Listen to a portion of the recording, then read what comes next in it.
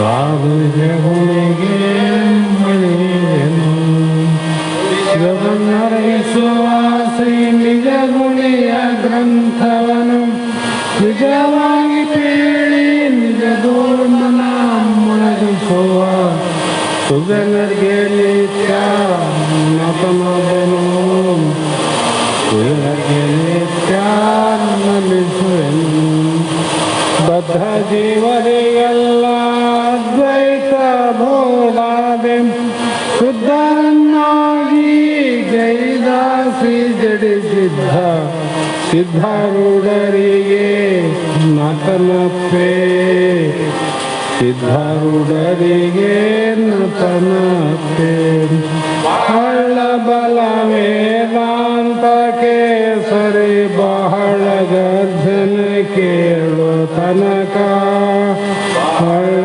ಕೂಗುತ್ತಲಿರ್ಪವಿ ಶಾಸ್ತ್ರವೆಂಬುವ ನದಿಗಳು ಬಹಳ ಶಕ್ತಿಯ ಸಮೂಹ ಗರ್ಜನೆ ಬಹಳ ಕೇಳಿದ ಕೂಗವು ಬಹಳ ಕೇಳಲು ಬೇಕು ವೇದಾಂತೆಂಬ ಶಾಸ್ತ್ರವನ್ನು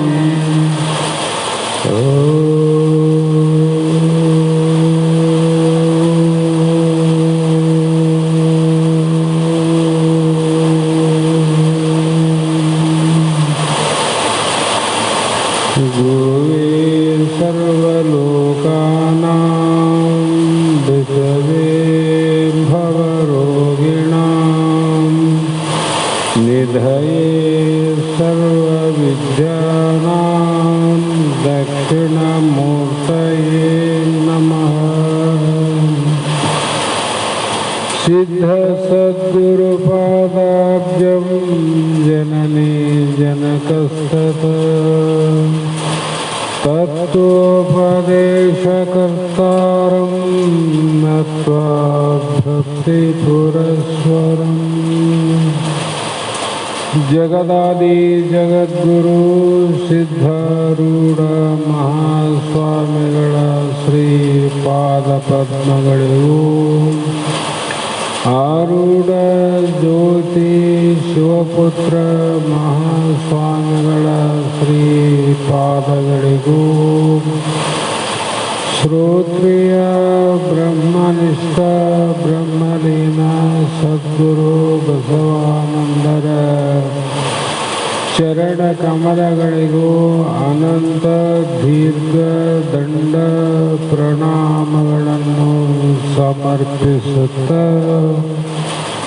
ಸದ್ಗುರು ಸಿದ್ಧಲಿಂಗಪ್ಪ ತಾತ ಕಪಗಲ್ ಇವರನ್ನು ಮನದು ಧ್ಯಾನಿಸುತ್ತ ತಮ್ಮೆಲ್ಲರಿಗೂ ವಂದಿಸುತ್ತ ಈ ದಿನ ಶ್ರೀಮನ್ ನಿಜಗುಣ ಯೋಗಿಗಳು ರಚಿಸಿದಂಥ ಅನುಭವ ಸಾರ ಎನ್ನುವ ಗ್ರಂಥದ ಎರಡನೆಯ ಸಂಧಿಯ ಮೊದಲನೆಯ ಸೂತ್ರದ ವಿಷಯವೇ ಇಂದಿನ ಆಧಾರವಾಗಿದ್ದು, ಈ ಸೂತ್ರದಲ್ಲಿ ಯಾವ ಜೀವ ಈಶ್ವರ ಆ ಒಂದೇ ಬ್ರಹ್ಮನಲ್ಲಿ ಆ ಈಶ್ವರ ಇರುವುದು ಹೇಗೆ, ಜೀವನಿರುವುದು ಹೇಗೆ, ಜೀವ ಈಶ್ವರ ಕೂಡಿದ್ದಾರೋ ಬೇರೆ ಇದ್ದಾರೋ, ಇದನ್ನು ಗುರುವರಿಯ ನನಗೆ ಕರುಣಿಪದು ಅಂತ ಭಿನ್ನಯಿಸಿಕೊಂಡ ಶಿಷ್ಯನಿಗೆ ಇಲ್ಲಿ ಎರಡನೆಯ ನುಡಿ ಮೊದಲನೆಯ ಸೂತ್ರದಲ್ಲಿ ಮತ್ತೆ ಸರ್ವಜ್ಞತಾ ಉತ್ತಮೋತ್ತಮ ಶಕ್ತಿಯುಕ್ತ ನೆನೆಸುತ್ತೆ, ಜಗವೆಲ್ಲವಂ ಪ್ರೇರಿಸುತ್ತೆ, ನಿಜ ಕರ್ತನಃ ಈಶಾನ್. ಈಗ ಉಪಾದಿಯಿಂದ ಈಶ್ವರ ಜೀವ ಅಂತ ಹೇಳಿ ತಮ್ಮ ಇರುವಂಥ ಬ್ರಹ್ಮನಲ್ಲಿ ಈಶ್ವರ ಹೇಗಿದ್ದಾನೆಂದರೆ ಉಪಹಿತ ಚೈತನ್ಯದಲ್ಲಿ ಪ್ರತಿಬಿಂಬಿತನಾದ ಈಶ್ವರನಿಗೆ ಅನಂತ ಸರ್ವಜ್ಞತೆ ಸರ್ವಶಕ್ತಿಗಳು ಪ್ರಾಪ್ತಿಯಾಗಿ ಆತ ಈಶ್ವರ ಎನಿಸಿಕೊಂಡು ಉಪಾಧಿ ಲಕ್ಷಣದಿಂದ ಈಶ್ವರ ಆನವಿನ ಉಪಾಧಿಯನ್ನು ಬಿಟ್ಟು ನೋಡಿದಾಗ ಈಶ್ವರ ಇಲ್ಲ.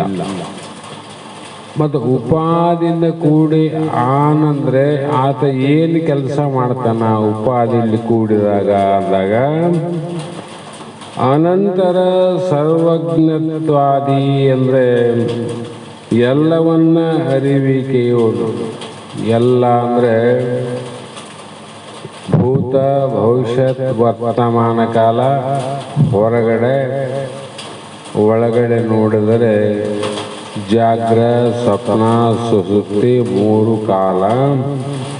ಈ ಕಾಲವನ್ನು ತಿಳಿಯುವಂಥ ಉತ್ತಮ ಅಂದರೆ ಅತ್ಯಂತ ಶಕ್ತಿಯುಕ್ತನೆನಿಸಿ ಈ ಶಕ್ತಿಗೆ ಯಾವ ದೇಶದ ಎಷ್ಟೇ ವಿಜ್ಞಾನಿಗಳು ಮುಂದುವರೆದರೂ ಕೂಡ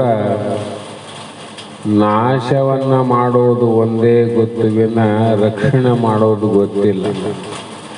ಆದರೆ ಪರಮಾತ್ಮನಿಗೆ ಈಶ್ವರನಿಗೆ ರಕ್ಷಣೆ ಮಾಡುವುದನ್ನು ಗೊತ್ತು, ಭಕ್ಷಣೆ ಮಾಡುವುದು ಗೊತ್ತು. ಹಾಗಾಗಿ ಅಂಥ ಸೃಷ್ಟಿ ಸ್ಥಿತಿ ನಾಶಗಳೆಂಬ ಒಂದು ಉಪಾಧಿಯಲ್ಲಿ ಸೇರಿದಾಗ ಬ್ರಹ್ಮನಾಗಿ ಸೃಷ್ಟಿಯನ್ನು ಮಾಡಿದ, ಮತ್ತೊಂದು ಉಪಾಧಿಯಲ್ಲಿ ಕೂಡಿದಾಗ ವಿಷ್ಣುವಾಗಿ ಸ್ಥಿತಿಯನ್ನು ಮಾಡಿದ, ಮತ್ತೊಂದು ಉಪಾಧಿಯಲ್ಲಿ ಕೂಡಿದಾಗ ಲಯವನ್ನು ಮಾಡಿ ಈ ಶಕ್ತಿಗಳನ್ನು ಕೂಡಿದವನೇ ಆ ಜಗವೆಲ್ಲಮ್ಮಂದ್ರು. ಈ ಕಾಣುವಂಥ ಎಲ್ಲ ಜಗತ್ತಂತ ಹೇಳಿರಲಿಂದೆ ಆ ಜಗತ್ತನ್ನು ಪ್ರೇರಿಸುತ್ತೆ, ಪ್ರೇರಣೆಯನ್ನು ಮಾಡುತ್ತೆ. ಪ್ರೇರಣೆ ಅಂದ್ರೇನು? ಹೋಗೋದು ಬರೋದು. ಅವರವರ ಕರ್ಮಗಳ ಅನುಸಾರವಾಗಿ ಈಶ್ವರ ಜಗತ್ತಿನ ಎಲ್ಲ ಜೀವಿಗಳನ್ನು ಜಾಗ್ರದಿಂದ ಸ್ವಪ್ನಕ್ಕೆ, ಸ್ವಪ್ನದಿಂದ ಸುಷುಪ್ತಿಗೆ ನಾವು ಹೋಗಿ ಬರಲಿಕ್ಕೆ ನಮಗೆ ಸ್ವತಂತ್ರ ಇಲ್ಲ. ಸ್ವತಂತ್ರ ಅದೇನು, ಆದರೆ ಇದಕ್ಕೆಲ್ಲ ಪ್ರೇರಣೆ ಯಾರು? ಈಶ್ವರನ ಪ್ರೇರಣೆ.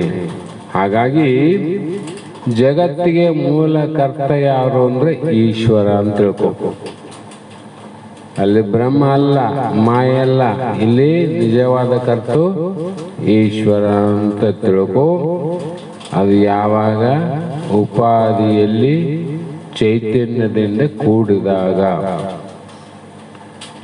ಮೇಲೆ ಹೇಳಿದಂಥ ಮಾಯಾ ಉಪಾಧಿ ಅಂತೇನು ಹೇಳಿರಲ್ಲ, ವಿದ್ಯೋಪಾಧಿ ಈಶ್ವರನಿಗೆ, ಮಾಯೋಪಾಧಿ ಅವಿದ್ಯೋಪಾಧಿ ಜೀವಾತ್ಮನಿಗೆ ಅಂತ ಹೇಳ್ತಾ ಬಂದಾರ. ಈ ಚೈತನ್ಯ ರೂಪನಾದ ಆ ಮಹೇಶ್ವರನು ಅಥವಾ ಈಶ್ವರನು ಸರ್ವಜ್ಞನಾಗಿ ಸರ್ವಶಕ್ತಿಯಿಂದ ಕೂಡಿ ಸರ್ವವನ್ನ ಪ್ರೇರಣೆ ಮಾಡುವನು ಆಗಿರುತ್ತಾನೆ. ಸರ್ವ ಅಂದರೆ 14 ಲೋಕವನ್ನ ಪ್ರೇರಣೆ ಮಾಡುವಂಥ ಸಾಮರ್ಥ್ಯ ಶಕ್ತಿ ಆ ಈಶ್ವರನಿಗೆ ಉಂಟು. ಈ ಮಳೆ ಬರಕತ್ತ ಜೋರಾಗಿ ಯಾರ ಪ್ರೇರಣೆಯಿಂದ ಬರ್ತದೆ? ಈಗ ಈಶ್ವರನ ಪ್ರೇರಣೆಯಿಂದನೇ. ಮಳೆ ನಿಂತಿತು ಅಂದರೆ ಈಶ್ವರನ ಪ್ರೇರಣೆಯಿಂದನೇ. ಹೀಗೆ ಈ ಎಲ್ಲ ಗುಣಗಳಿಂದ ಕೂಡಿರುವ ಕಾರಣ ಜಗತ್ತಿಗೆ ಕರ್ತನು ಆಗಿರುವನು. ಇವತ್ತು ಏನಾದರೂ ಸಮಯಕ್ಕೆ ಸರಿಯಾಗಿ ಸೂರ್ಯ ಉದಯ ಆಗ್ತದಂದ್ರೆ ಈಶ್ವರನ ಪ್ರೇರಣೆಯಿಂದ. ಚಂದ್ರೋದಯ ಆಗ್ತದ ಈಶ್ವರನ ಪ್ರೇರಣೆಯಿಂದ. ಇವತ್ತು ವಾಯುದೇವ ತನ್ನ ನಿರಂತರ ಗಾಳಿಯನ್ನು ಬೀಸ್ತಾನಂದ್ರೆ ಈಶ್ವರನ ಪ್ರೇರಣೆಯಿಂದ. ಈ ಪ್ರಕಾರ ಅಗ್ನಿದೇವ ಮೊದಲ ಮಾಡಿಕೊಂಡು ಎಲ್ಲ ಅಧಿದೇವತೆಗಳು ಈಶ್ವರನ ಅಧೀನದಲ್ಲಿ ಈ ಜಗತ್ತಿನ 5 ಪಂಚಮಹಾಭೂತಗಳ ದೊಡ್ಡ ಕಾರ್ಯವನ್ನು ಮಾಡ್ತಾರದ. ದೊಡ್ಡ ಕಾರ್ಯ ಇದಕ್ಕೆಲ್ಲ. ಇವೆಲ್ಲ ದೊಡ್ಡವರು. ಇವನಿಗೆ ಹೆಡ್ ಯಾರಂದ್ರೆ ಈಶ್ವರ. ದೊಡ್ಡವರಿಗೆಲ್ಲ ಹೆಡ್ ಅವನು, ದೊಡ್ಡವನಂತ. ಹಾಗಾಗಿ ಲೋಕದಲ್ಲಿ ಒಂದು ಘಟ ಕಾರ್ಯವನ್ನು ಮಾಡಬೇಕಾದರೆ, ಯಾವುದೇ ಒಂದು ಕುಂಬಾರನೇ ಒಂದು ಕಟ್ಟಿಗೆ ಕಾರ್ಯವನ್ನು ಮಾಡಬೇಕಾದರೆ ಉಳಿಬೇಕು, ಬಾಳ್ಚಬೇಕು, ಕೊಡತೇಬೇಕು, ತಾನು ಬೇಕು. ಒಬ್ಬ ಕಂಬಾರ ಕಾರ್ಯ ಮಾಡಬೇಕಾದ್ರೆ ಕಬ್ಬಿಣ ಬೇಕು, ಅದಕ್ಕೆ ಅಡಿಗಲ್ಲು ಬೇಕು, ಅದಕ್ಕೆ ತಿದಿ ಬೇಕು, ಮತ್ತು ತಾನು ಬೇಕು. ಕುಂಬಾರ ಗಡಿಗೆ ಮಾಡಬೇಕಾದ್ರೆ ಮಣ್ಣು ಬೇಕು, ಚಕ್ರದಂಡ ಬೇಕು, ತಾನು ಬೇಕು ಅಂದಾಗ ಕುಲಾಲನಿಗೆ ಮೊದಲು ಆ ಘಟದ ಜ್ಞಾನ ಬೇಕು. ಈಗ ಉಳಿ ಆದ, ಬಾಳ್ಚೆ ಆದ, ಕೊಡತೆ ಆದ, ಕಟ್ಟಿಗೆನ ಆದ. ಆ ಕಟ್ಟಿಗೆಯಲ್ಲಿ ಏನು ಮಾಡಬೇಕು ಅನ್ನುವಂಥ ಜ್ಞಾನ ಮೂರಕ್ಕಿಲ್ಲ. ಬಡಿಗೆ ಅನ್ನೋ ಜ್ಞಾನ ಮತ್ತು ತನ್ನಗ ಮೊದಲು ಏನು ಜ್ಞಾನ ಅದ ಅದನ್ನೇ ಅಲ್ಲಿ ಸೃಷ್ಟಿ ಮಾಡ್ತಾನೋ, ಏನು ಕಟ್ಟಿಗೆಗೆ ಏನೇನು ಆಗ್ತದ ಮನಸ್ಸಿಗೆ ಬಂದ ಮಾಡ್ತಾನೋ ಅಂದರೆ ಇವು ಮೂರಕ್ಕೆ ಜ್ಞಾನ ಇಲ್ಲ, ಅವನಿಗೆ ಅದ ಜ್ಞಾನ. ಹೌದಲ್ಲ? ಇದರಂತೆ ಎಲ್ಲವನ್ನು ತಿಳ್ಕೊಂಡ್ರೆ ಒಂದು ಉದಾಹರಣೆ ಎಲ್ಲಕ್ಕೂ ಸಮಾನ ಅಂತ. ಹಾಗಾಗಿ ಈ ಘಟ ಕಾರ್ಯವಾಗುತ್ತದೆ ಜ್ಞಾನ ಆದ ನಂತರದಲ್ಲಿ. ಕುಂಬಾರನ ಕಾರ್ಯ ಪ್ರಾರಂಭದ ಯಾವಾಗ ಅಂದರೆ ನಾನು ಏನು ಮಾಡಬೇಕು ಅನ್ನುವಂಥ ಜ್ಞಾನ ಆದ ಮೇಲೆ ಆ ಕಾರ್ಯ ಪ್ರಾರಂಭ ಆಗ್ತದೆ. ಕೈ ಹೂಡ್ತದ, ಚಕ್ರದಂಡ ತಿರುಗ್ತದ, ಮಣ್ಣು ಎಷ್ಟು ಬೇಕೋ ಅಷ್ಟು ಕೈ ಬರ್ತದ, ಹೆಚ್ಚಿಂದ ಹೊರಗೆ ಆಗ್ತದೆ. ಅದರಂತೆ ಈ ಜಗದ್ರೂಪ ಕಾರ್ಯವಾಗಬೇಕಾದರೆ ಇದು ಜಗತ್ತಾದ ಒಂದು ಮಣ್ಣಿಂದ ಕೇಳಿದರೆ, ಕಬ್ಬಿಣದ ಕೇಳಿದರೆ, ಕಟ್ಟಿಗೆದ ಕೇಳಿದ್ರೆ ಇಷ್ಟು ವಿಚಾರ ಅದ.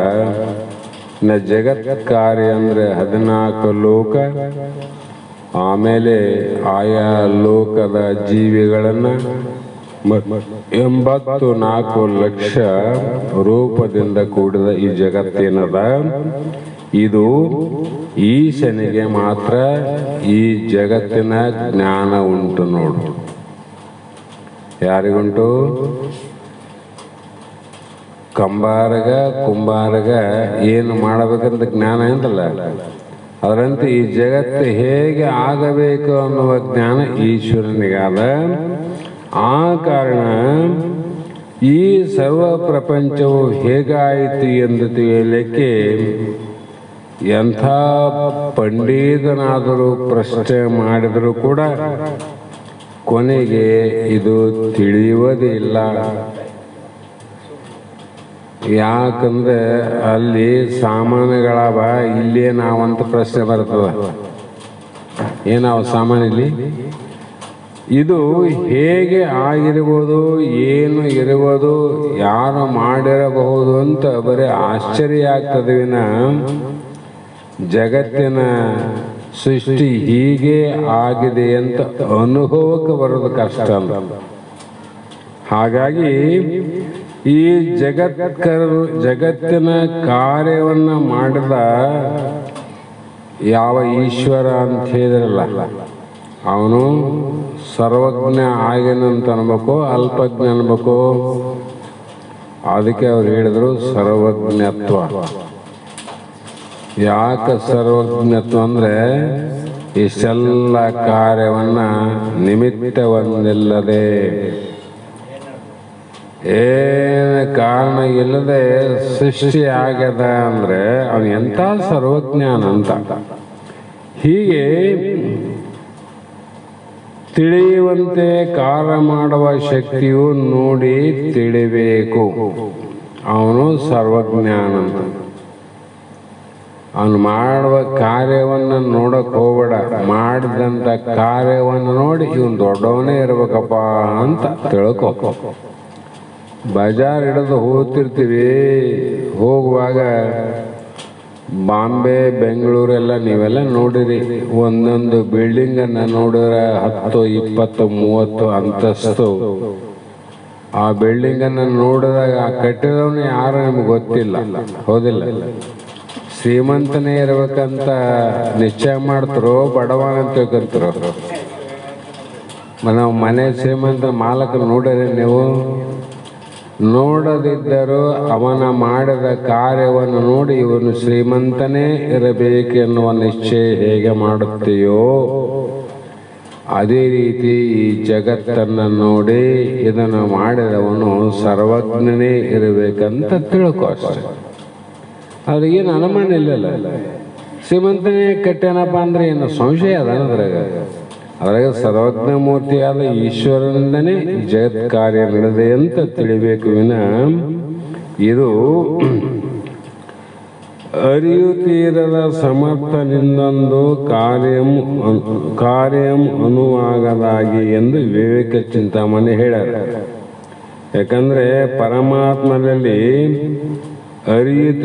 ಅರಿಯುತ್ತೀರದ ಸಮರ್ಥ ಅಂದ್ರೆ ಅಘಟಿತ ಘಟನಾರೂಪ ಶಕ್ತಿ ಉಂಟು. ಕುಂಬಾರ ಮಾಡ್ತಾ ಮಾಡ್ತಾ ಹೋದಾಗ ಮಣ್ಣು ಸವಿತದ ಕಡಿಮೆ ಆಗ್ತದ. ಕಂಬಾರ ಕಬ್ಬಿಣದ ಸಾಮಾನ ಮಾಡಿದಾಗ ಕಬ್ಬಿಣ ಅಭಾವ ಆಗ್ತದಿಲ್ರಿ. ಆದರೆ ಪರಮಾತ್ಮ ನಿರಂತರವಾಗಿ ಇದನ್ನ ಮಾಡ್ತಾ ಮಾಡ್ತಾ ಮಾಡ್ತಾ ಆನಂದ್ರೆ ಅವನಲ್ಲಿ ಮಾಡುವಂತ ಶಕ್ತಿ ಮಾತ್ರ ಕಡಿಮೆ ಆಗಿಲ್ಲ ನೋಡಿ. ಕಡಿಮೆ ಆದ್ರೆ ನಿಂತು ಬಿಡ್ತದ. ಹಾಗೆ ಅಘಟಿತ ಘಟನಾ ಪಡೆಯೋ ಶೀರ್ಮಾಯ ಎಂಬುದಾಗಿ ಅಘಟಿತ ಘಟನಾ ಪಟಿಯ ಅಸಿರ್ಮಾಯ ಎಂಬುದಾಗಿ ಆಚಾರ್ಯ ಶಂಕರರು ಕೂಡ ಹೇಳಿ ಇದು ಮಹೇಶನಿಗೆ ಮಾತ್ರ ಅಸಾಧ್ಯವಾದುದಲ್ಲ, ಮನುಷ್ಯನಿಗೆ ಸಾಧ್ಯವಾದುದಲ್ಲ. ಮಹೇಶ್ವರನಿಗೆ ಈಶ್ವರನಿಗೆ ಅಸಾಧ್ಯವಾದದ್ದು ಏನೂ ಇಲ್ಲ. ಕಾರಣ ಎಲ್ಲವೂ ಆತನಿಗೆ ಸಾಧ್ಯ. ಶ್ರೀಮಂತಗ ಏನಾದರೂ ಮಾಡಕ್ ಸಾಧ್ಯ ನೋಡ್ರಿ, ಬಡವ ಏನ್ ಮಾಡ್ತಾನ.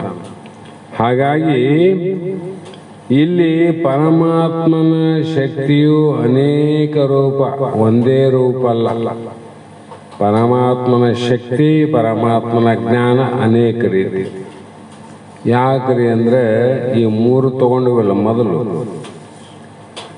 ಕಂಬಾರನಲ್ಲಿ ಜ್ಞಾನದ ಶಕ್ತಿ ಅದ, ಕುಂಬಾರನಲ್ಲಿ ಜ್ಞಾನದ ಶಕ್ತಿ ಅದ, ಆದಲ್ಲಿ ಬಡಿಗೆನಲ್ಲಿ ಜ್ಞಾನದ ಶಕ್ತಿ ಅದ.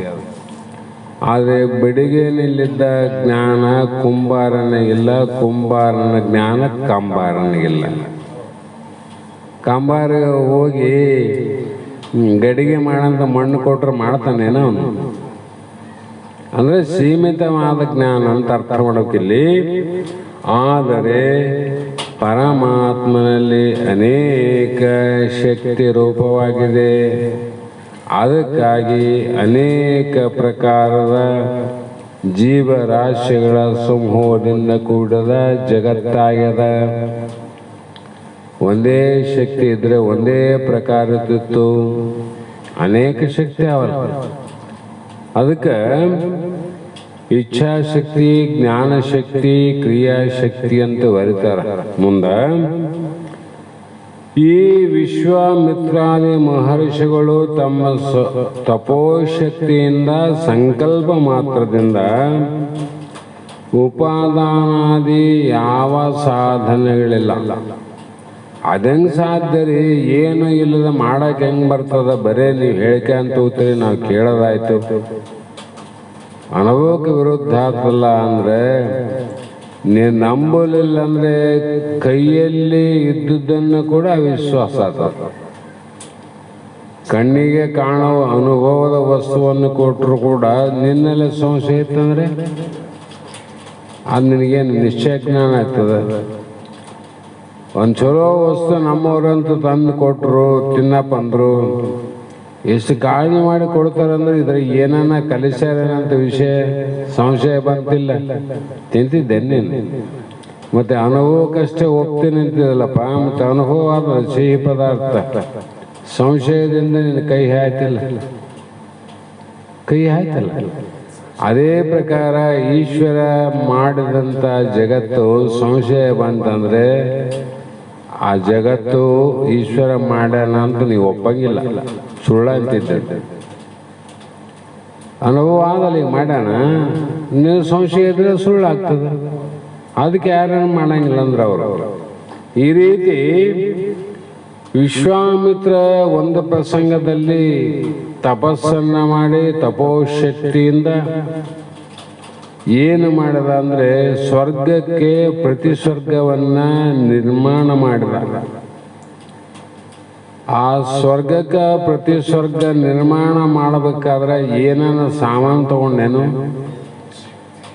ಅಲ್ಲಿ ಲೋಕವನ್ನು ಸೃಷ್ಟಿ ಮಾಡಲಿಲ್ಲ. ಅದೆಲ್ಲ ಅದು ಸ್ವರ್ಗಲೋಕ, ಇಲ್ಲೇ ಅದೇನು ಭೂಮಿಯನ್ನು ಸೃಷ್ಟಿ ಮಾಡಲಿಲ್ಲ. ಏನು ನಿಲ್ಲದೆ ಈಶ್ವರನಿಗೆ ಸಮಾನವಾದ ಸ್ವರ್ಗವನ್ನೇ ನಿರ್ಮಾಣ ಮಾಡ್ಯಾನ. ಒಬ್ಬ ವಿಶ್ವಾಮಿತ್ರನ ತಪಸ್ಸಿನಲ್ಲೇ ಇಂಥ ಉತ್ಪತ್ತಿ ಶಕ್ತಿ ಆದಂದ್ರೆ ಇಂಥ ಸಾವಿರಾರು ತಪಸ್ಸುಗಳಿಗೆ ತಪೋಬಲವನ್ನು ಕೊಟ್ಟಂತ ಈಶ್ವರನಲ್ಲಿ ಜಗತ್ತು ಸೃಷ್ಟಿ ಮಾಡೋದು ಏನಾಗದಂತ, ಏನೆಲ್ಲ ಮಾಡೋದು ಏನು ದೊಡ್ಡಾಗದು. ಹಾಗಾಗಿ ಅಘಟಿತ ಘಟನಾರೂಪವಾದ ಮಾಯಾಶಕ್ತಿ ಯುಕ್ತನಾದ ಮಹೇಶನಲ್ಲಿ ಇಂತಹ ಶಕ್ತಿನೇ ಆದ ಅಂತ ಹೇಳಕ್ಕೆ ಇನ್ನೇನು ಬೇಕಂತ ನನಗೆ, ಇನ್ನೇನು ಬೇಕು ನನಗೆ. ಹಾಗಾಗಿ ಉಪಾದಾನಾದಿ ಮಣ್ಣು ಚಕ್ರದಂಡದಂತೆ ಯಾವ ಸಾಮಾನುಗಳು ಬಾಳ್ಚಿ ಉಳಿ ಕೊಡತೆ ಅನ್ನುವಂಥ ಸಾಮಾನ ಯಾವ ಇಲ್ಲದೆ ಬೇಕಾದ ಕಾರ್ಯವನ್ನು ಉಂಟು ಮಾಡುವ ಶಕ್ತಿ ಮಹೇಶ್ವರನಲ್ಲಿ ಅಥವಾ ಆ ಈಶ್ವರನಲ್ಲಿ ಉಂಟು. ಹೀಗೆ ಆ ಈಶ್ವರನಿಗೆ ಅಸಾಧ್ಯವಾದದ್ದು ಯಾವುದಿಲ್ಲ. ನೀ ತಿಳ್ಕೊಂಡಿದ್ದಿ ಪರಮಾತ್ಮನಿಗೆ ಈಶ್ವರನಿಗೆ ಅಸಾಧ್ಯವಾದದ್ದು ಯಾವುದಾದ್ರಿ? ಎಲ್ಲವೂ ಸಾಧ್ಯ ಅಂತ ತಿಳ್ಕೋ. ಅಥವಾ ನಿನಗ ಹೊರಗಿಂದ ಅನುಭವಕ್ಕೆ ಬರಲಿಲ್ಲರಿ, ನನಗೆ ಅನುಭವಕ್ಕೆ ಬರಂಗೆ ಹೇಳ್ರಿ ಅಂದ್ರೆ ಸ್ವಲ್ಪ ಲಕ್ಷಿಟ್ಟು ಕೇಳು. ಸ್ವಪ್ನಾವಸ್ಥೆಯಲ್ಲಿ ಜೀವಿನು ಕಲ್ಪಿತ ಪದಾರ್ಥಗಳನ್ನು ಏಕಕಾಲದಲ್ಲೇ ರಚನೆ ಮಾಡ್ತಾರೆ. ಯಾರೋ ಸ್ವಪ್ನಾವಸ್ಥೆಯಲ್ಲಿ ಜೀವಾತ್ಮನು ಸಮತ್ವ ಕಾಲದಲ್ಲಿ ಎಲ್ಲವನ್ನು ಸೃಷ್ಟಿ ಮಾಡ್ತಾನಿಲ್ಲ. ಒಂಟಿ ಮಾಡ್ತಾನ, ಹುಲಿ ಮಾಡ್ತಾನ, ಕುದುರೆ ಮಾಡ್ತಾನ, ಅನ್ನ ಹೊಲ ಮಾಡ್ತಾನ, ಬೇಕಾದ ಸೃಷ್ಟಿ ಮಾಡ್ತಾನ. ಅಲ್ಲಿ ಸ್ವಸ್ಮಿನ್ ಅರ್ಧಸ್ಯ ಸರ್ವ ಅಭಾವಸಕತ್ವಂ ಸರ್ವಜ್ಞತ್ವಂ. ಆ ಜೀವನಲ್ಲೇ ಏನೊಂದು ಸಾಮಾನಿಲ್ಲ ನೋಡ್ರಿ. ಕೂರಿ ಮಾಡ್ಯಾನ, ಕುಂಟೆ ಮಾಡ್ಯಾನ, ಬಂಗಾರ ಮಾಡ್ಯಾನ, ಬೆಕ್ಕ ಮನೆ ಕಟ್ಟಾನ. ಮನೆ ಕಟ್ಟಬೇಕಾದ್ರೆ ಸಾಮಾನು ಬೇಕಿಲ್ಲ, ಒಂದು ಬಂಡಿ ಮಾಡ್ಬೇಕಾದ್ರೆ ಸಾಮಾನು ಬೇಕಿಲ್ಲ. ಆದ್ರೆ ಸ್ವಪ್ನದಲ್ಲಿ ಎಲ್ಲವೂ ಮಾಡ್ಯಾನಲ್ಲಪ್ಪ. ಯಾವ ಸಾಮಾನಿದು? ಏನಿಲ್ಲ. ಅದರಂತೆ ಸ್ವಪ್ನಗತ ಜೀವನಲ್ಲಿ ಕಲ್ಪಿತ ಸರ್ವ ಸ್ವಪ್ನ ಪದಾರ್ಥಗಳ ಜ್ಞಾನವಾದಿಲ್ಲ. ಆ ಜ್ಞಾನದಿಂದನೇ ನೋಡು ಯಾವುದು ಬಹುಪಾಡು. ಆ ಜ್ಞಾನದಿಂದನೇ ಹುಟ್ಟ್ಯಾವ ವಿನ ಯಾವನ್ನ ಸಾಮಾನ್ಯದಿಂದ ಹುಟ್ಟ್ಯಾವ ನಾವು. ಏನನ್ನ ಕಾರ್ಯಕಾರಣಕ್ಕೆ ಏನು ವಸ್ತು ಪದಾರ್ಥವೇನು ಇಲ್ಲ. ಈ ಜೀವನಲ್ಲೇ ಇಂಥ ಒಂದು ಅದ್ಭುತವಾದ ಯಾವ ಸಾಧನೆಗಳಿಲ್ಲದೆ ಸಾಧ್ಯವಾಗದ ಸೃಷ್ಟಿಯನ್ನು ಮಾಡ್ತಾನ ಜೀವ ಅಂತ ಅರ್ಥ ಆಯ್ತಲ್ಲ. ಮತ್ತೆ ಆ ಈಶ್ವರನಿಗೆ ಅಸಾಧ್ಯವಾದದ್ದು ಏನದ? ಜೀವನಿಗೆ ಇಷ್ಟ ಅದ. ಇದು ನಿನಗೆ ಅನುಭವಕ್ಕೆ ಬಂತಿಲ್ಲ. ಅದರಂತೆ ಈ ಜಗತ್ತಿನ ಜ್ಞಾನವು ಅಧ್ಯಸ್ಥನಾದಂಥ ಆಧಾರವಾದಂಥ ಆ ಬ್ರಹ್ಮನ ಮಾಯೋಪಾದಿಯಲ್ಲಿ ಪ್ರತಿಬಿಂಬಿಸಿದ ಈಶ್ವರನಿಗೆ ಅಸಾಧ್ಯವಾದುದು ಏನಿಲ್ಲ. ಈ ಜಗತ್ತಿನ ಸರ್ವನಾಮರೂಪಾತ್ಮಕ ಸೃಷ್ಟಿಯು ಯಾರ ಜ್ಞಾನದಿಂದ ಆಗಿದೆ ಅಂದರೆ ಇದು ಈಶ್ವರನ ಜ್ಞಾನದಿಂದ ಆದದ್ದು. ಯಾರ ಜ್ಞಾನ? ಈಶ್ವರನ ಜ್ಞಾನ. ನಾಮ ಅಂತಿಟ್ಟಲ್ಲಿ ಅಂದ್ರೇನು? ರೂಪವನ್ನ ಕೊಟ್ಟವನು ಯಾರು? ಈಶ್ವರನೇ. ಆ ರೂಪಕ್ಕೆ ನಾಮ ಹೆಸರನ್ನು ಇಟ್ಟವರು ಯಾರು? ಪರಮಾತ್ಮ. ಈಶ್ವರನಿಲ್ಲ. ಆಕಾಶಕ್ಕೆ ಆಕಾಶ ಅಂತ ಯಾರು ಕರೆದ್ರು? ವಾಯು, ಗಾಳಿಗೆ ವಾಯು ಅಂತ ಹೆಸರಿಟ್ಟವ್ರು ಯಾರು?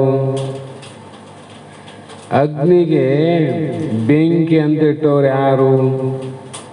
ನೀರಿಗೆ ಜಲ ಅಂತ ಕರೆದವ್ರು ಯಾರು? ಭೂಮಿಗೆ ಹೆಸರಿಟ್ಟವ್ರು ಯಾರು? ತಾನೇ ರೂಪ ಕೊಟ್ಟ, ಆ ರೂಪಕ್ಕೆ ತಾನೇ ಒಂದು ಹೆಸರಿಟ್ಟ. ನಾವೇ ಹಡದೀವಿ ಅಂದಮೇಲೆ ನಾವೇ ಹೆಸರಿಡ್ತೀವಿಲ್ಲ, ಇಂಥದ್ದೇ ಕರಿಬೇಕಂತ ಮಂದಿ ಬರ್ತಾರೆ. ನಾವೇ ಈ ಹೆಣ್ಣಿಗೆ ಯಾವ ಹೆಸರನ್ನು ಇಡಬೇಕು, ಗಂಡಿಗೆ ಯಾವ ಹೆಸರನ್ನು ಇಡಬೇಕಂತ ನಾವೇ ಇಟ್ಟಿವಿಲ್ಲ. ಮೊದಲು ಹುಟ್ಟುವಾಗ ಹೆಸರಿದ್ದೇನೆ ಅವರಿಗೆ? ಹುಟ್ಟುವಾಗ ಹೆಸರಿದ್ದಿಲ್ಲ, ಹುಟ್ಟಿದ ಮೇಲೆ ಬಂತು ನೋಡಿ ಹೆಸರು. ಹುಟ್ಟಿದ ಮೇಲೆ ಅದೇ ರೀತಿಯಾಗಿ ಕಿಂಚಿತ್ತು ನಿದ್ರಾ ದೋಷದಿಂದ ನಾನಾ ವಿಚಿತ್ರಗಳಾದ ಸ್ವಪ್ನಗಳು ರಚನೆ ಆಗುತ್ತವೆ. ಇವು ನಮ್ಮ ಅನುಭವಕ್ಕೆ ಬರ್ತಾವಿಲ್ಲ. ಯಾವ ದೋಷದಿಂದ? ನಿದ್ರಾ ದೋಷದಿಂದ. ಕಾರಣ ಮುಂದೆ ಹೇಳ್ತಾರೆ. ಇದು ಜೀವಾತ್ಮನ ಎಡೆಯಾಟ. ಅಷ್ಟದಳ ಕಮಲದಿಂದ ನೇತ್ರದವರೆಗೂ ಸಂಚಾರ ಮಾಡ್ತಾನೆ. ಎಡೆಯಾಟ ಅಂದರೆ ಹೋಗೋದು ಬರೋದು.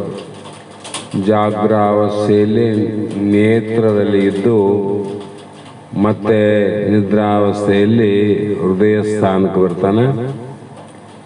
ಈ ಹೋಗುವಾಗ ಬರುವಾಗ ಯಾವ ಕಂಠಸ್ಥಾನದಲ್ಲಿ ಯಾವುದೇ ಒಂದು ದೋಷದಿಂದ ಜೀವಾತ್ಮನಿಗೆ ಹೋಗಿ ಬರಕ್ಕೆ ಸ್ವಲ್ಪ ತೊಂದರೆ ಆಯ್ತಿಲ್ಲ, ಆ ಕ್ಷಣದಲ್ಲಿ ಸ್ವಪ್ನ ಬಿಡ್ತಾವ ನೋಡ್ರಿ. ಸ್ವಪ್ನ ಬಿದ್ದೈತೆ ನಿದ್ರಾದ ದೋಷದಿಂದ ಬಿದ್ದವಂತ ತಿಳ್ಕೋಬೇಕು. ಬೇರೆ ಏನು ಕಾರಣ ಅಲ್ಲ. ಗಾಢವಾದ ನಿದ್ರೆಯಲ್ಲಿಲ್ಲ, ಗಾಢವಾದ ಎಚ್ಚರದಲ್ಲಿಲ್ಲ, ನಿದ್ರಾವಸ್ಥೆಯಲ್ಲಿ ಮಾತ್ರ ದೋಷದಿಂದ ಕೂಡಿದಾಗ ಬೀಳ್ತಾವ. ಹೀಗೆ ಈಶ್ವರನು ಸರ್ವ ಆತ್ಮರ ಹೃದಯದಲ್ಲಿ ಅಂತರ್ಯಾಮಿ ರೂಪದಿಂದ ಇದ್ದು ಪ್ರೇರಿಸುತ್ತಾನೆ. ಎಲ್ಲಿದ್ದು? ಹೃದ್ದೇಶೇ ತಿಷ್ಠಾಮಿ. ಶ್ರುತಿವಾಕ್ಯ ವಿಜ್ಞಾನೇ ತಿಷ್ಠನ್ ವಿಜ್ಞಾನ ಅಂತರೋ ನೇಮತಿ ಅಂತ ಪ್ರಮಾಣ. ಇವು ಜೀವನು ಅಲ್ಲಿ ಇದ್ದು, ಎಲ್ಲಿ? ಸಕಲ ಸಕಲ ಹೃದಯದಲ್ಲಿ, ಎಲ್ಲರ ಹೃದಯದಲ್ಲಿ ಇದ್ದು ಪ್ರೇರಣೆ ಮಾಡ್ತಂತ ಶ್ರುತಿ ಉಂಟು. ಕಾರಣ ಏನಂದ್ರೆ ತೇನಾ ವಿನಾ ತೃಣಮಪಿ ನ ಚಲತಿ. ಯಾವ ಒಂದು ಹುಲ್ಲು ಕಡ್ಡಿ ಆದರೂ ಕೂಡ ಅದು ಅಲುಗಾಡಬೇಕಾಗಿತ್ತು ಅಂದ್ರೆ ಸ್ವತಂತ್ರತೆ ಇಲ್ಲ. ಅದು ಅಲುಗಾಡ್ತದ ಅಂದ್ರೆ ಅದಕ್ಕೆ ಈಶ್ವರನ ಪ್ರೇರಣೆಯಿಂದ ಅಂತ ತಿಳ್ಕೊ. ವಾಯು ಬೀಸಿದಾಗ ಅಲುಗಾಡ್ತದಿಲ್ಲ, ಮತ್ತೆ ವಾಯು ಯಾರ ಪ್ರೇರಣೆಯಲ್ಲಿ ಅದ? ಈಶ್ವರನ ಪ್ರೇರಣೆಯಲ್ಲಿ ಅದ. ಹಾಗಾಗಿ ಹುಲ್ಲು ಕಡ್ಡಿ ಆದರೂ ಅಲುಗಾಡಬೇಕಾದರೂ ಯಾಕಂದ್ರೆ ಶ್ರುತಿವಾಕ್ಯ ಉಂಟು, ಅದನ್ನ ಅಲುಗಾಡಿಸುವವರು ಇಲ್ಲ ಅಂದ್ರೆ ಅಲುಗಾಡೋದಲ್ಲ ಅಂತ. ಹೌದಿಲ್ಲ? ಮತ್ತೆ ಹೊರಗೆ ಶ್ರುತಿ ಸ್ವರೂಪ ಆಜ್ಞೆಯಿಂದಲೂ ಪ್ರೇರೇಪಿಸಿ, ಅಂತರಂಗದಲ್ಲಿ ಪ್ರೇರಿಸಿ, ಆತನಿಗೆ ಒಳಗೂ ಹೊರಗೂ ಪ್ರೇರಕನೆಂಬ ನಾಮವು ಬಂದಿದೆ. ಹೊರಗಡೆ ಇವನ್ನ ಪ್ರೇರಣೆ ಮಾಡ್ತಾನ, ದೇಹವನ್ನ ಮಾಡ್ತಾ ಬಂದನಿಲ್ಲ. ಯಾವ ಅವಸ್ಥೆಗೆ ಹೋಗಿ ಯಾವ ಅವಸ್ಥೆಗೆ ಬಂದಿವಿ, ಯಾರು ಬದಲಾವಣೆ ಮಾಡಿದ್ರು ಅದನ್ನ? ಇದು ಪ್ರೇರಣೆ ಮಾಡಿದ್ರೆ ಯಾರು? ಹೀಗೆ ಚೇತನ ರೂಪ ಈಶ್ವರ ಆತನ ಪ್ರೇರಣೆ ಇಲ್ಲದೆ ಈ ದೇಹವೆಂಬ ರಥವು ಚಲಿಸದು. ನ ಚಲತಿ, ಗೊತ್ತದ? ನ ಚಲತಿ. ಪ್ರಾಣ ಹೋದ್ಮೇಲೆ ನ ಚಲತಿ, ಈಗ ಚಲತಿ ನ ಚಲತಿ, ಇಷ್ಟೇ ಹಣೆ ಬರ. ಹಾಗಾಗಿ ಯಾವುದೇ ಒಂದು ಸಣ್ಣ ವಸ್ತು, ಹುಲ್ಲು ಕಡ್ಡಿಯಿಂದ ದೊಡ್ಡ ಕೋಟಿ ಕೋಟಿ ಬೆಲೆ ಉಳ್ಳುವಂತ ಒಂದು ಕಾರು ಬಂದು ನಿಂತಿದೆ. ಆಕಾಶದಲ್ಲಿ ಒಂದು ಹೆಲಿಕಾಪ್ಟರ್, ಒಂದು ವಿಮಾನ ಇವತ್ತು ಹಾರಾಡ್ತದಂದ್ರೆ ಆ ಡ್ರೈವರ್ನ ಪ್ರೇರಣೆ ಇಲ್ಲದೆ ನ ಚಲತಿ. ಅವನು ಇನ್ನೊಬ್ಬನು ಪ್ರೇರಣೆ ಇಲ್ಲದೆ ಓದ್ತದೇನು ಕಾರು? ಇಲ್ರಿ, ನೀವು ಒಂದು 5-6 ಲಕ್ಷ 10 ಲಕ್ಷದ ಕಾರು ಹೋಗೋದಿಲ್ಲ. ನಾವು 10 ಕೋಟಿ ತಂದೀವಿ, ಹೆಂಗೆ ಹೋಗೋದಿಲ್ಲ ಅಂತ ನಿಂತು ನೋಡೋಣ ರೋಡಿ, ಹೋಗ್ತದೆ ಏನದು? ಅದಕ್ಕಾಗಿ ಇಲ್ಲಿ ನಾವು ಕನಿಷ್ಠವಾದ ಜೀವರಾಶಿಗಳಿಂದ ಶ್ರೇಷ್ಠ ಅತಿ ಶ್ರೇಷ್ಠವಾದ ಲೋಕಾದಿಗಳ ಸರ್ವ ಜೀವಿಗಳ ಅಂತರಂಗದಲ್ಲಿ ಎಲ್ಲರನ್ನ ಪ್ರೇರಣೆ ಮಾಡುವನು ಈಶ್ವರನೇ. ಅವನಿಲ್ಲದೆ ಇದು ನಡೆದಿಲ್ಲ. ಹಾಗಾಗಿ ಚೇತನ ರೂಪ ಪರಮಾತ್ಮನ ಪ್ರೇರಣೆ ಇಲ್ಲದೆ ಅವನ ದಬ್ಬಿಲ್ಲ ಅಂದ್ರೆ ಗಾಡಿ ಹೋಗೋದಿಲ್ಲ ಅಂತ. ಈ ಜಡವಾದ ಜಗತ್ತು ಏನಾಗ್ತಿತ್ತು? ಕಲ್ಲು ಕಟ್ಟಿಗೆಯಂತೆ ಇದು ವ್ಯವಹಾರ ಹೀನಾಗ್ತಿತ್ತು. ಎಲ್ಲಿ ಒಲ್ಲೆ ನಿಂತು ಮಕ್ಕಂಡಾಗ ಸರಿ, ಎದ್ದಂಗೆ ಸರಿ, ತಿನ್ನೋಕೆ ಸರಿ, ನಾನಾ ರೀತಿ ವಿಚಿತ್ರ ಭಾವ ಆಗ್ತಿತ್ತಲ್ಲ. ಆದ್ದರಿಂದ ಚೈತನ್ಯ ರೂಪ ಪರಮಾತ್ಮನ ಪ್ರೇರಣೆಯಿಂದಲೇ ವ್ಯವಹಾರ ನಡೀತದೆ ಅಂತ ತಿಳ್ಕೊ. ಜಗತ್ತಿನ ದೇಹದ ವ್ಯವಹಾರ ಯಾರು ನಡೀತಾರೆ? ಪರಮಾತ್ಮನ ಪ್ರೇರಣೆಯಿಂದನೇ. ಹಾಗಾಗಿ ಹಿಂಗೆ ಅರ್ಥ ಮಾಡೋ ಅಂತ ಹೇಳಿದಾಗ ಶಿಷ್ಯನಿಗೆ ಮತ್ತೊಂದು ಸಂಶಯ ಬಂತಿದ್ದೆ. ಗುರುವೇ ಅಂದ. ಏನಪ್ಪ ಅಂದ? ನೋಡ್ರಿ, ಕಾರಿಗೆ ಡ್ರೈವರ್ ಇಲ್ಲದೆ ಹೋಗೋದಿಲ್ಲ, ರಥಕ್ಕೆ ಕುದುರೆ ಇಲ್ಲದೆ ರಥ ಹೋಗೋದಿಲ್ಲ. ಕಾರು ಓಡಿಸ ಡ್ರೈವರ್ ಕಾಣ್ತಾನಿಲ್ಲ, ರಥ ಓಡಿಸುವ ರಥಿಕ ಕಾಣ್ತಾನಿಲ್ಲ. ಆದ್ದರಿಂದ ಈ ದೇಹವನ್ನು ಜಗತ್ತನ್ನು ಪ್ರೇರಣೆ ಮಾಡುವಂಥ ಈಶ್ವರನೇ ಪ್ರೇರಣೆ ಮಾಡ್ತಾನಂತ ನಾನು ಹೆಂಗೆ ನಂಬಲಿ? ಅವ್ರು ಕಾಣ್ತಾರೆ, ಅನುಭವ ನಂಬಬೇಕು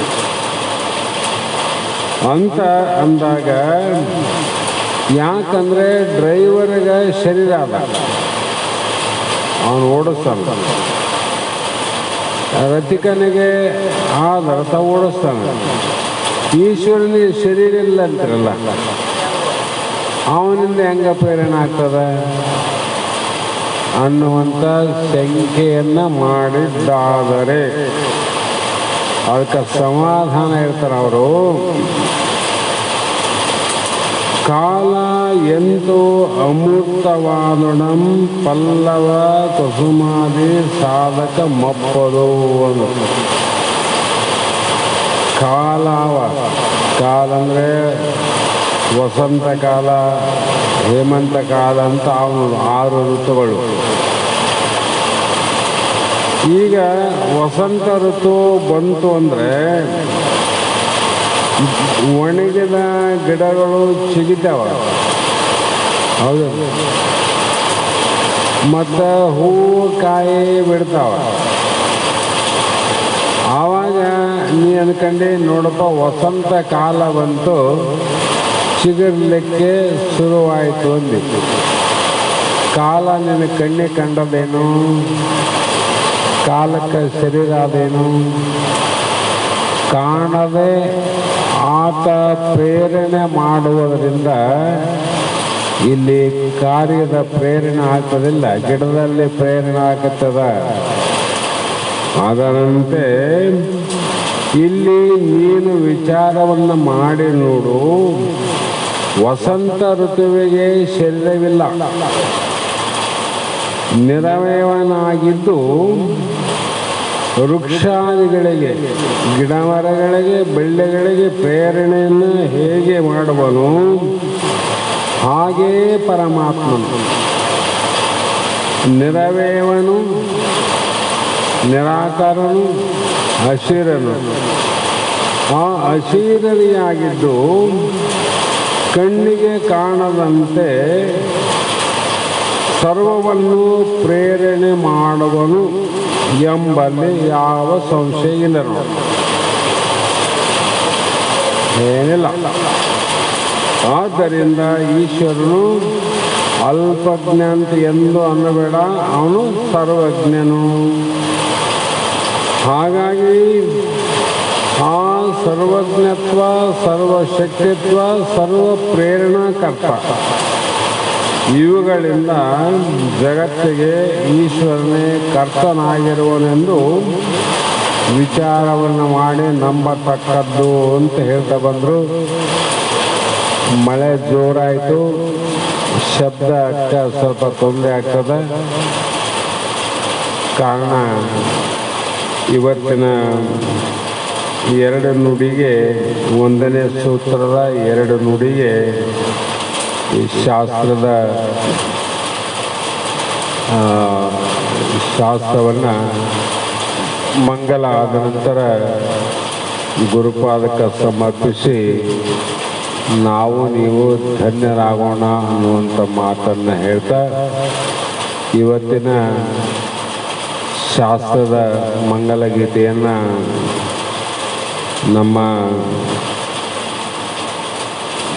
BS ತೋಟಿ, ಬಸವರಾಜ ತೋಟಿ ಸರ್ ಅವರ ಹಿರಿಯ ಮಗಳಾದ ಶ್ರೀಮತಿ ಶಶಿಕಲಾ ಶ್ರೀ ಬಸವರಾಜ ಹವಾಲ್ದಾರು ಅಸುಂಡಿ ಇವರು ಮಂಗಲ ಗೀತೆಯನ್ನು ಹಾಡ್ತಾರೆ. ಈಗ ಪ್ರಾರಂಭ ಮಾಡ್ತಾಯಿ.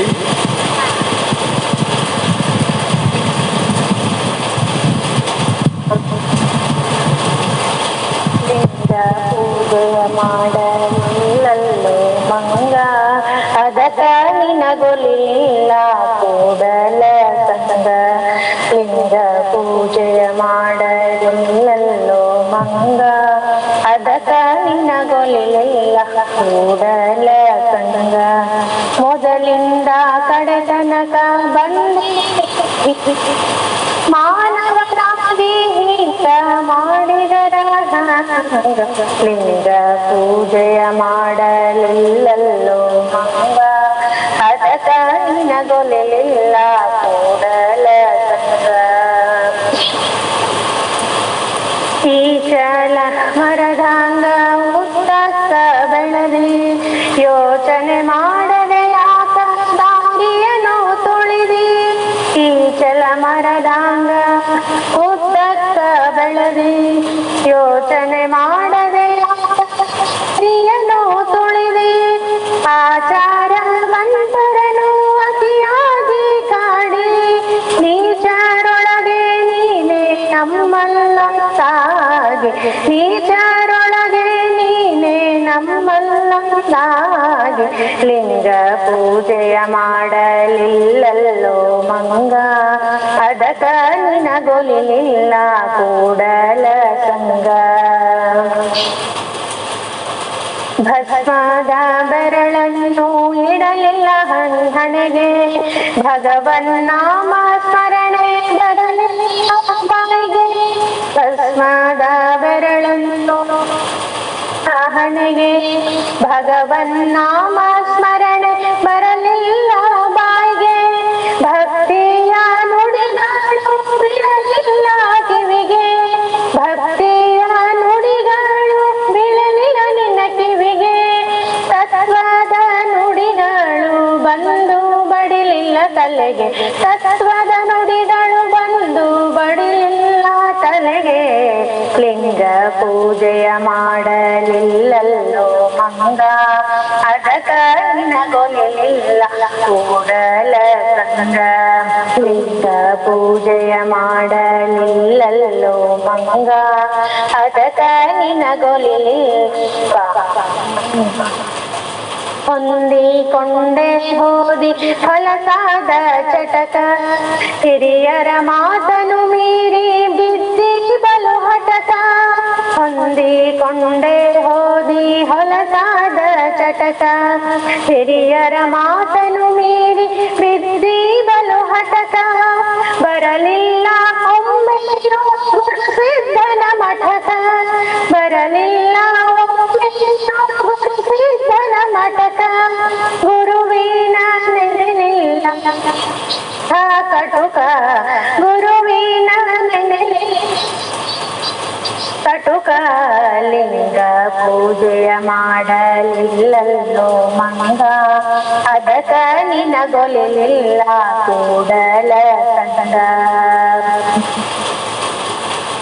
ನೀಚ ಬೈಗುಳ ಕಾರ್ಯಕ್ಕೆ ನಿನ ಬಂಡ ಬಾಯಿ, ನಿನಗೆ ಮೇಲೂ ನಾಲ್ಕು ಕಾಲುಳ್ಳ ನಾಯಿ. ನೀಚ ಬೈಗುಳ ಕಾರ್ಯಕ್ಕೆ ನಿನ ಬಂಡ ಬಾಯಿ, ನಿನಗೆ ಮೇಲೂ ನಾಲ್ಕು ಕಾಲುಳ್ಳ ನಾಯಿ. ನಿನ್ನ ಹೀನ ಕೃತಿಗಳನ್ನು ಕಂಡು ಕೊರಗಿ ಕಣ್ಣೀರ ಹಾಕುವಳು ಕರುನಾಡ ತಾಯಿ. ನಿನ್ನ ಹೀನ ಕೃತಿಗಳನ್ನು ಕಂಡು ಕೊರಗಿ ಕಣ್ಣೀರ ಹಾಕುವಳು ಕರುನಾಡ ತಾಯಿ. ಲಿಂಗ ಪೂಜೆಯ ಮಾಡಲಿಲ್ಲಲ್ಲೋ ಮಂಗ, ಅದಕ ನಿನಗೊಲಿಲ್ಲ ಕೂಡಲ ಸಂಗ.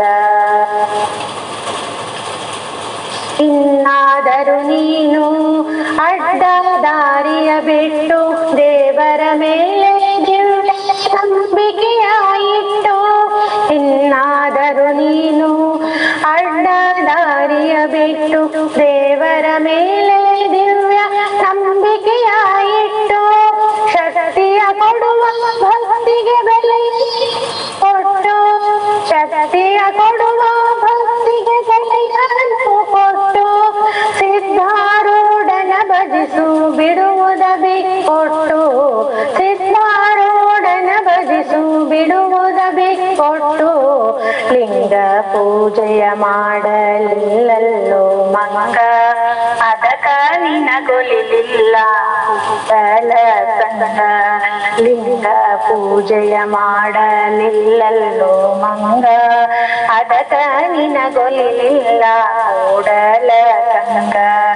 ಅದಕ ನಿನಗೊಲಿಲ್ಲ ಕೂಡಲ ಸಂಗ, ಅದಕ ನಿನಗೊಲಿಲ್ಲ ಕೂಡಲ ಸಂಗ.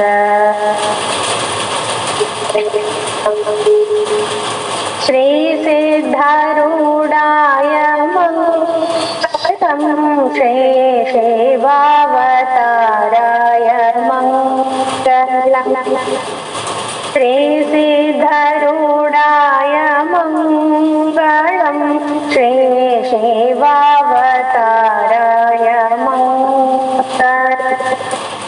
ಪ್ರಜದಂಡ ಶೀರ್ಷಾಯ ಮುಖಮಂಡಲಾಭಾಯ ಬ್ರಹ್ಮಾಂಡ ಭುಜಾಯ ಮಂಗಳಂ. ಶ್ರೀ ಶಿವಾವತಾರಾಯ ಮಂಗಳಂ. ಭಕ್ತೈಕ ಪಾಲಾಯ ಮಂಗಳಂ, श्रीमोक्षमवन्द्याय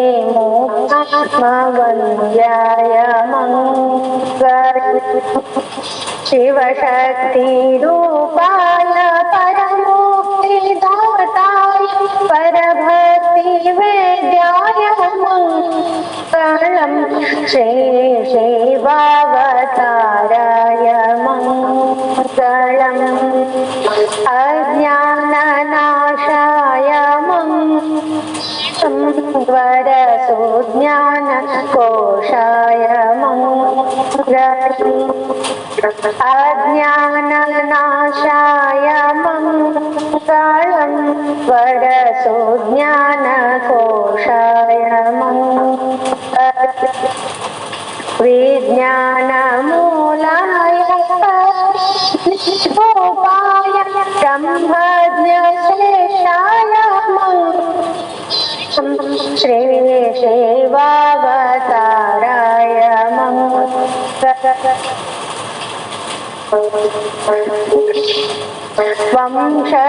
वंशदुर्गेशाय मङ्गलम् तव वंशानकम्पाय मङ्गलम् वंशदुर्गेशाय मङ्गलम् तव वंशानकम्पाय मङ्गलम् दासकुमारेशाय शिवपुत्र शेषाय दासकुमारेशाय शिवपुत्र शेषाय श्रीपादसेव्याय श्री शिवावताराय मङ्गलम् श्रीसिद्धरूढाय मङ्गलम् श्री शिवावताराय मङ्गलम् श्री शिवावताराय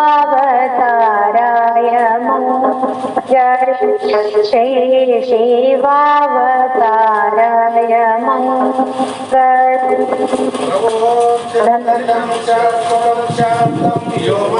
ಧನ್ಯವಾದಗಳು ತಾಯಿ, ಭಾಳ ಚಂದ ಹೇಳಿದ ನೋಡಮ್ಮ.